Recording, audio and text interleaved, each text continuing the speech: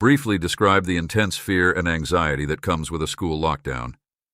Introduce the concept of the video. Today, we'll explore 3 chilling true stories from real school lockdown. The unexpected visitor. It was a typical Tuesday morning at Maplewood High School. Students filed into classrooms, chatting and laughing, unaware of the chilling events about to unfold. In history class, Emily sat in the back, doodling in her notebook while her teacher explained the American Revolution. The usual hum of student voices filled the hallways, creating a sense of normalcy. Suddenly, the loudspeaker crackled to life, interrupting the lesson. "Attention, students and staff. This is a lockdown. I repeat, a lockdown. Please follow all procedures and stay in your classrooms." Panic rippled through the room.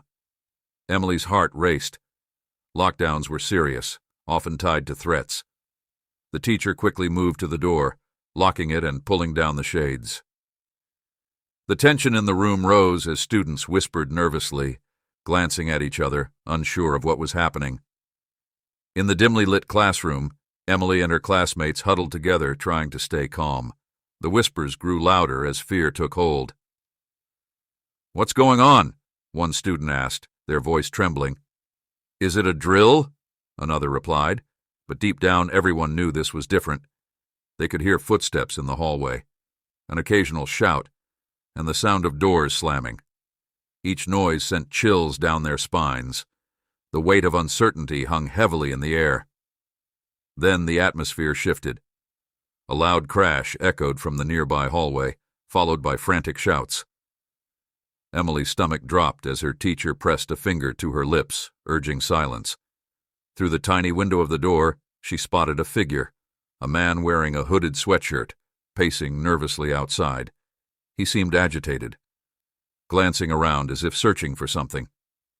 The realization hit. They had an uninvited visitor on campus. Minutes felt like hours as they waited in dread. Finally, the sound of sirens pierced the air, growing louder as police arrived.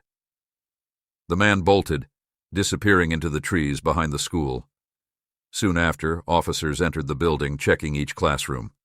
Emily's teacher unlocked the door, and they were told it was safe to come out. The relief was palpable, but the fear lingered. Students were shaken, sharing whispers about the man and what could have happened. In the days that followed, the school community held meetings to address safety and support.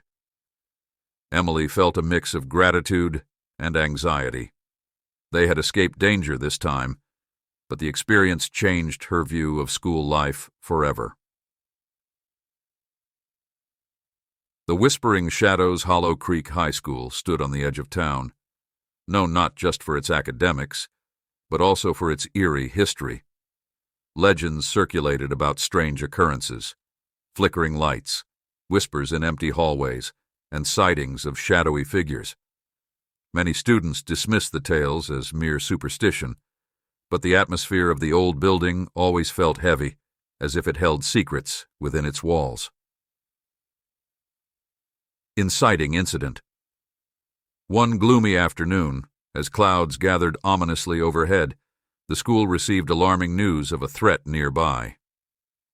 Over the loudspeaker, the principal's voice broke the usual chatter. "Attention, students and staff. We are going into lockdown. Please move quickly and quietly to your designated areas." A chill ran down the spines of students. The sense of unease that often lingered became palpable.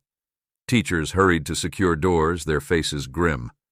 In Mrs. Thompson's classroom, students squeezed together in the far corner, whispering nervously. The room, usually filled with laughter, was now steeped in silence, broken only by the sound of their breaths and the distant thuds echoing from the hallway. They heard unsettling noises outside, distant shouting, something that sounded like a door slamming, and eerily, whispers that seemed to drift through the air. "What was that?" someone muttered, wide-eyed. The darkness outside the windows felt even more menacing, and every sound amplified their fear. Then one of the students, Jake, suddenly froze. "I think I saw something," he exclaimed, his voice shaky. The class turned to him, anxiety etched on their faces.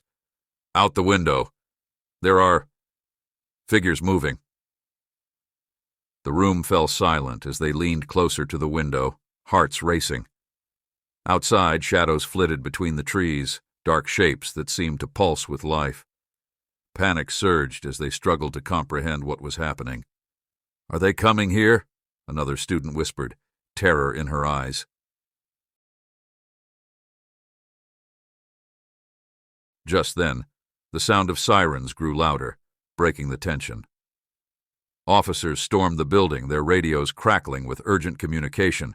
They soon confirmed there was no active threat. It had been a false alarm. The figures Jake had seen turned out to be police officers responding to the situation, silhouetted against the fading light. In the aftermath, the school community held a meeting to discuss the incident. While relieved, students shared their experiences and fears, recognizing the importance of being prepared. Teachers emphasized the need for communication and support, helping students process the fear they had felt.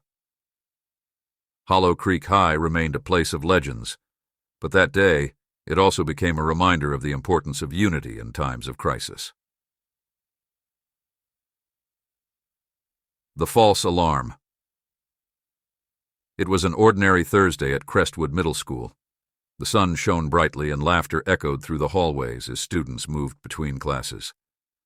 In science class, Mr. Reynolds was demonstrating an exciting experiment, and the students were fully engaged. Everything felt normal, almost routine, until the calm atmosphere shattered.